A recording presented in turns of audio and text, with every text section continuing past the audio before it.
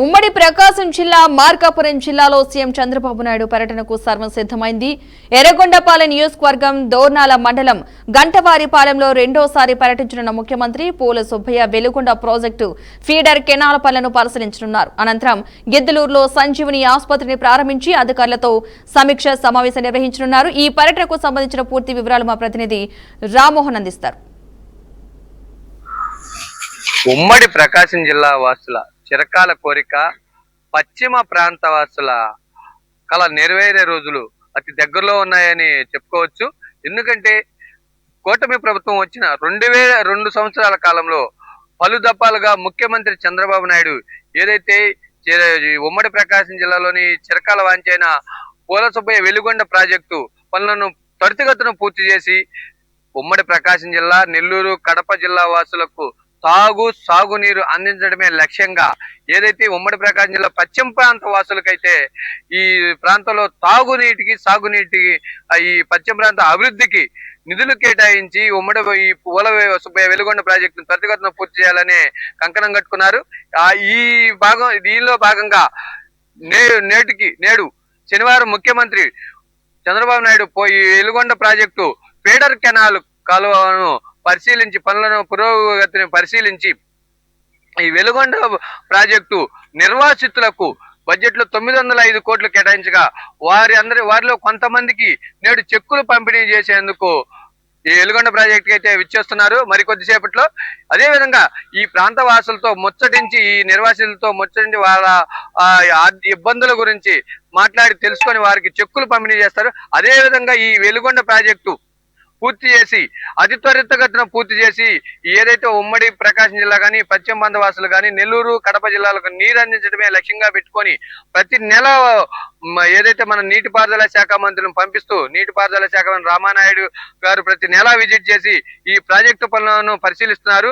ఇదే విధంగా ముఖ్యమంత్రి చంద్రబాబు నాయుడు కూడా ఇప్పటికి పలు దఫాలుగా 4 సార్లు ఈ ప్రాజెక్టు పరిశీలించారు. ప్రాజెక్టు పనులను నేడు గిద్దలూరుకు వచ్చే తరుణంలో కూడా నేడు గిద్దలూరులో సంజీవని హాస్పిటల్ ప్రారంభించే కార్యక్రమానికి వస్తున్న తరుణంలో ఏదైతే వెలుగొండ ప్రాజెక్టును కూడా పరిశీలించి ఇక్కడ నిర్వాసితులకు చెక్కులు పంపిణీ చేసేందుకు కూడా వస్తున్నాడు. ఈ ఫీడర్ ప్రాజెక్టు పనులను ఎంత త్వరితగతిన పూర్తి అవుతాయో పరిశీలించేందుకు వస్తారో మనం చూస్తూ ఉన్నాం. ఏదైతే త్వరితగతిన అభివృద్ధి పనులు శరవేగంగా జరుగుతున్నాయి. ఈ ఫీడర్ కాలువ పనులను గత ప్రభుత్వంలో నిర్మించామని చెప్తున్నప్పటికీ ఏమీ ముందుకు సాగలేదు.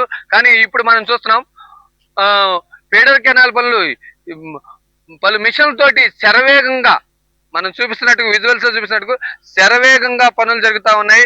ముఖ్యమంత్రి వస్తున్న తరుణంలో మరీ ఇంతగా అధికారులు కానీ ఇక్కడ ప్రాజెక్టు అధికారులు కానీ శరవేగంగా పనులు సాగిస్తున్నారు.